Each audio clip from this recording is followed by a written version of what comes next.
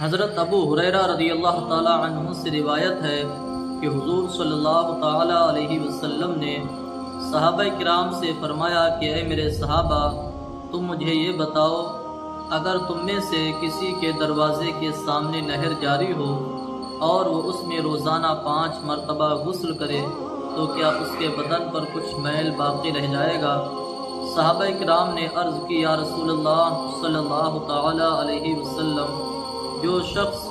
دن بھر میں روزانہ 5 مرتبہ غسل کرے گا اس کے بدن پر کچھ بھی میل باقی نہ رہے گا۔ حضور صلی اللہ علیہ وسلم نے فرمایا، بس یہی مثال 5 وقت کی نمازوں کی ہے۔ جس طرح دن بھر میں 5 مرتبہ غسل کرنے سے بدن کا میل دور ہو جاتا ہے، اسی طرح جو شخص روزانہ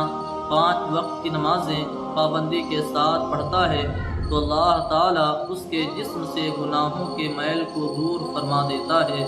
حضرات، آج ہم جس دور سے گزر رہے ہیں یقیناً بڑا پرآشوب اور بڑا پرفتن دور ہے۔ آج لوگ آخرت کی زندگی کو سنوارنے کے بجائے دنیاوی زندگی کو سنوارنے میں لگے ہیں، اور دنیا میں ہر ایک انسان دوسرے انسان سے آگے نکلنے کی کوشش میں لگا ہے۔ کسی کا خیال ہے کہ دنیا میں بڑے عہدے پر فائز ہو جانا کامیابی کی دلیل ہے، کسی کا خیال ہے کہ دنیا میں مال و دولت اکٹھا کر لینا کامیابی کی دلیل ہے، کسی کا خیال ہے کہ عالی شان بلڈنگوں میں رہنا دنیا میں کامیابی کی دلیل ہے، کسی کا خیال ہے کہ سونا چاندی اکٹھا کرنے کا نام کامیابی ہے، کسی کا خیال ہے کہ زمین و جائیداد خریدنا سب سے بڑی کامیابی ہے۔ مگر میرے دوستو، یہ چیزیں کبھی بھی کامیابی کی دلیل نہیں بن سکتی،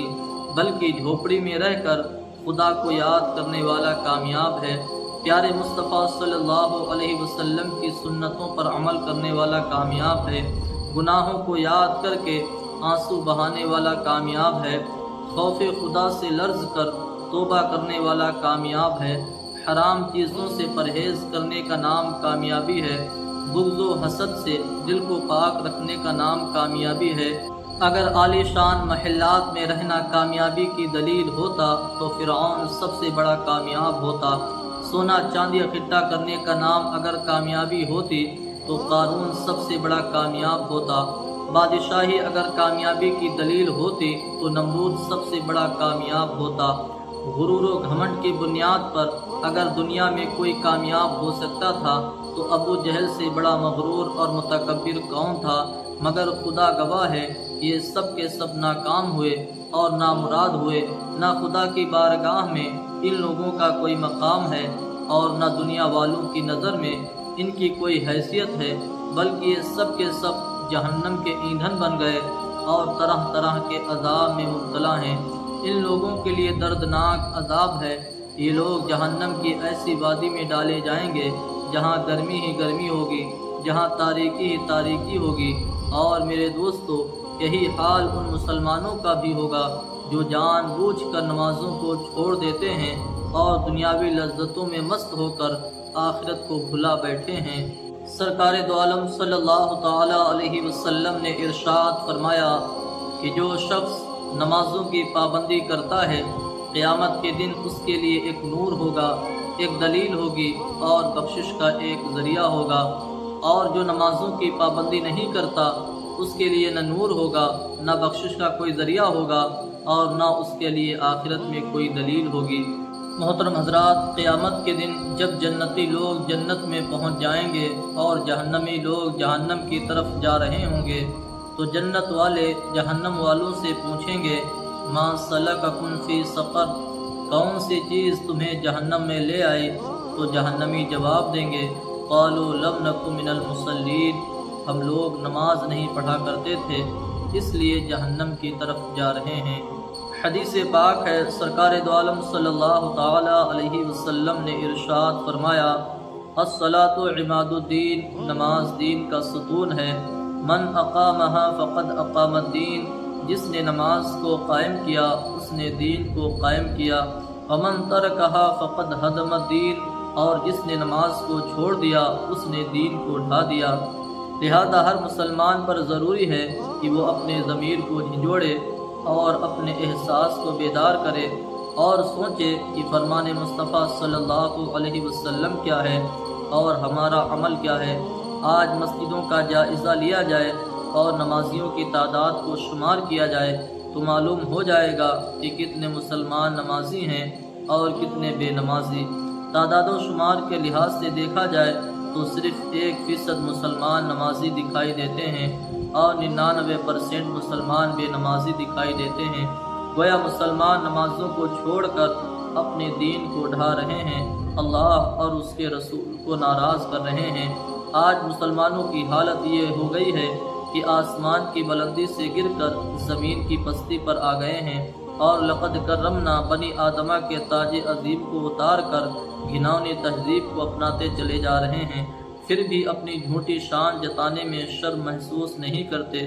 حال یہ ہو گیا ہے کہ اگر شراب پینے والے کو شرابی کہہ دیا جائے، سود کھانے والے کو سود خور کہہ دیا جائے، نماز نہ پڑھنے والے کو بے نمازی کہہ دیا جائے تو ایسے لوگ فوراً لڑنے اور جھگڑنے کے لیے تیار ہو جاتے ہیں۔ انہیں چاہیے تو یہ کہ وہ اپنی کمی کو دور کرنے کی کوشش کریں اور اپنے عیوب پر نظر ڈالیں اور اپنے کھوئے ہوئے مقام کو حاصل کرنے کی کوشش کریں۔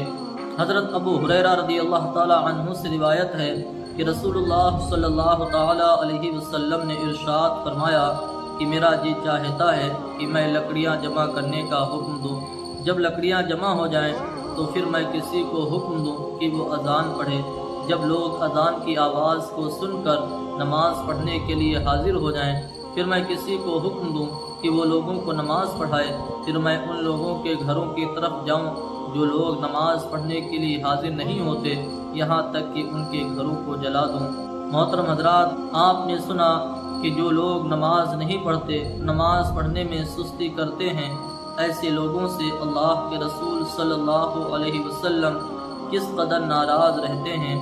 اور اپنی ناراضگی کا اظہار کس غضبناک انداز میں فرما رہے ہیں۔ اللہ تعالیٰ نے قرآن مقدس میں مختلف مقامات پر نماز چھوڑنے پر سخت سے سخت عتاب اور ناراضگی کا اظہار فرمایا ہے، پھر بھی لوگ ایک کان سے سنتے ہیں اور دوسرے کان سے نکال دیتے ہیں۔ محترم حضرات، کیا ہماری جوانی اسی طرح ہمیشہ برقرار رہے گی؟ کیا ہم اس دنیا میں ہمیشہ اسی طرح زندہ رہیں گے؟ کیا ہمیں موت نہیں آئے گی؟ ضرور آئے گی۔ اللہ تعالیٰ قرآن مقدس میں ارشاد فرماتا ہے، کل نفس ذائقۃ الموت، ہر جاندار کو موت کا مزہ چکھنا ہے۔ قیامت کے دن اللہ تعالیٰ اپنے بندوں سے فرمائے گا، کیا میں نے اپنے محبوب صلی اللہ علیہ وسلم کے ذریعے تمہیں یہ معلوم نہ کرایا تھا کہ ان اول ما یحاسب به العبد یوم القیامت الصلاۃ، کہ قیامت کے دن بندے کا حساب سب سے پہلے نماز سے شروع ہوگا۔ محترم حضرات، جب آپ نماز نہیں پڑھو گے اور قیامت کے دن آپ سے نماز کے بارے میں سوال کیا جائے گا تو آپ کیا جواب دو گے؟ اس وقت آپ کا کوئی عذر قابل قبول نہ ہوگا۔ اس لیے آج سے عہد کیجیے اور نماز پنجگانہ کی پابندی کیجیے، پھر دیکھیے اللہ تعالیٰ کی خوشنودی اور آقا صلی اللہ علیہ وسلم کی رضامندی کے کیسے کیسے جلوے آپ کو نظر آئیں گے۔ شیخ سعدی علیہ رحمہ فرماتے ہیں، روز محشر کی جاں گداز بود، اولی پرشش نماز بود۔ قیامت کا دن جان کو پگھلانے والا ہوگا، اس دن سب سے پہلے نماز کے بارے میں سوال کیا جائے گا۔ بنی اسرائیل کا ایک واقعہ ہے کہ ایک خاتون حضرت موسیٰ علیہ السلام کی بارگاہ میں حاضر ہوئی۔ اس خاتون نے حضرت موسیٰ علیہ السلام سے کہا، اے اللہ کے نبی حضرت موسیٰ علیہ السلام،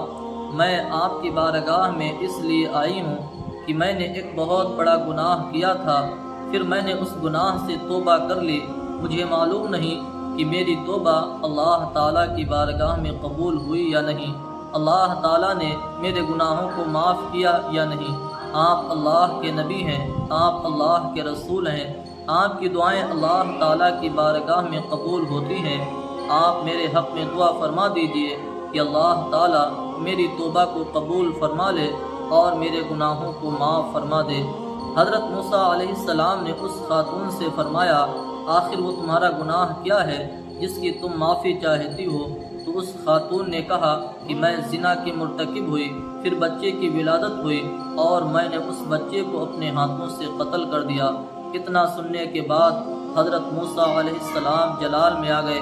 اور اس عورت سے فرمایا اے خاتون تو میری بارگاہ سے نکل جا، کہیں تیرے اس گناہ کی وجہ سے تجھ پر اللہ کا عذاب نازل ہو اور کہیں اس کی گرفت میں نہ آ جاؤں۔ وہ خاتون شکستہ دل ہو کر حضرت موسیٰ علیہ السلام کی بارگاہ سے چلی گئی۔ حضرت جبریل علیہ السلام حضرت موسیٰ علیہ السلام کی بارگاہ میں حاضر ہوئے اور حضرت جبریل علیہ السلام نے حضرت موسیٰ علیہ السلام سے فرمایا اے اللہ کے نبی حضرت موسیٰ علیہ السلام،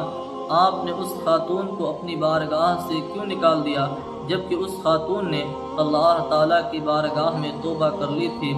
حضرت موسیٰ علیہ السلام نے حضرت جبریل علیہ السلام سے فرمایا اے جبریل، اس خاتون نے بہت بڑا گناہ کیا تھا، اس لیے میں نے اس کو اپنی بارگاہ سے نکال دیا۔ حضرت جبریل علیہ السلام نے فرمایا کیا آپ نے دنیا میں اس خاتون سے بڑا گناہ گار کسی کو نہ دیکھا؟ حضرت موسیٰ علیہ السلام نے فرمایا اے جبریل، اس خاتون سے بڑا دنیا میں گناہ گار کون ہو سکتا ہے؟ حضرت جبریل علیہ السلام نے فرمایا اے موسیٰ علیہ السلام، اللہ تعالیٰ کے نزدیک اس خاتون سے بڑا گناہ گار وہ شخص ہے جو جان بوجھ کر نمازوں کو چھوڑ دیتا ہے۔